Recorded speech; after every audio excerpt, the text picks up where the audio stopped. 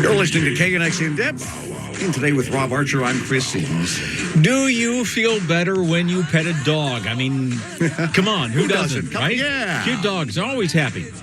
A new study looked into why that's the case. Yeah, researchers in Switzerland found when people pet a dog instead of, say, a stuffed animal, the front of their brains actually lights up.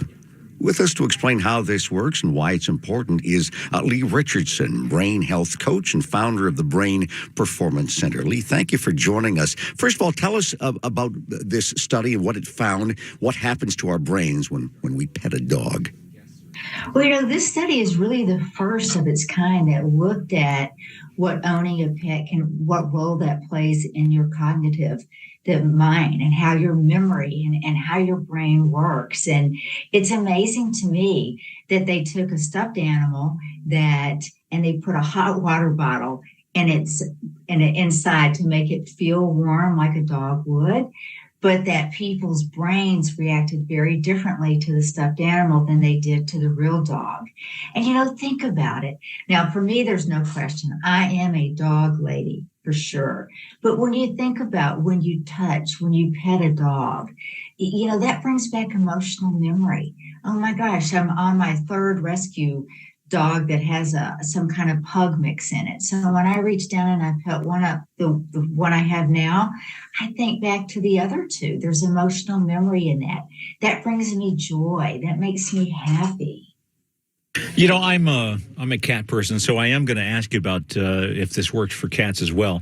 But I know with dogs, I have had dogs before, and there's something special about dogs because I mentioned lightly, dogs are always happy. Well, if you're taking care of a dog and you love a dog, they're always happy. They're always happy to see you, and I think that's part of the thing that we get from them. How much does that emotional connection that we have with our pets, like dogs, how much does that factor into what this does to our brains?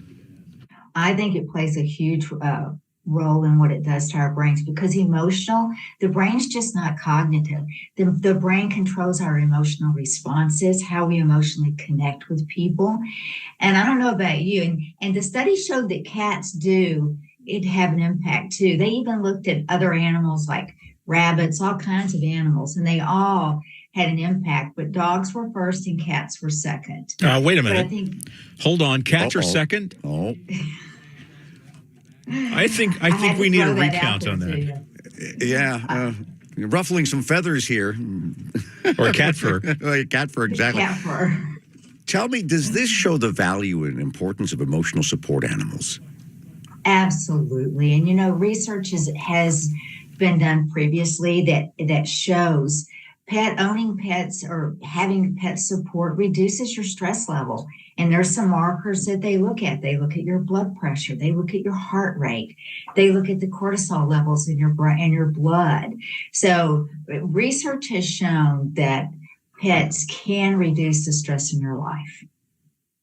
Okay, so dogs can reduce the stress in your life. Did you look at the effects that this have on people who have, say, mental issues or are dealing with anxiety issues and what have you, where some medications may not work, but being in the presence of a dog or taking care of a dog actually does? Well, the study did not look at that, but I can tell you my personal experience is absolutely. Because the Brain Performance Center, we work with a lot of folks that are depressed and a lot of folks that are anxious. And having something just to love on that will love on you back can make a huge change in your mood. It can, it gives you its warmth. It makes you feel connected. Do the dogs like it too? Oh, yeah. The dogs like it too. Or are they just putting up with us sometimes? No, I think the dogs love it. You know what dog is? And one of my clients told me this. Dog is God spelled backwards. I had not heard that before. Oh, that's very good. I had not heard that before. I'm going to use that one. That's very good. I think there's a lot to this because it's good to see that now there's some scientific research backing this up. Because I'll tell a personal story. There was a time in my life I went through some tough times, and I had a dog and a cat at the time. And I can tell you, I can put my hand on the Bible and swear to you that having that dog and the cat was something that kept me around because I wanted to make sure that they were taken care of because I knew that they depended on me. So there's something to be said about this wordless relationship we have with our dogs. It doesn't depend on language. It depends on just simple feeling and love and affection and nothing else. Absolutely. When think about it, nothing makes me feel better when I'm kind of down than to go do something that helps somebody else.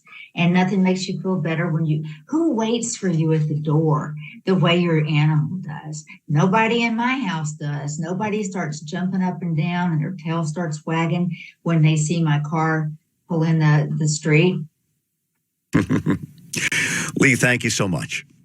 Thank you. Again, that's Leigh Richardson, brain health coach, founder of the Brain Performance Center.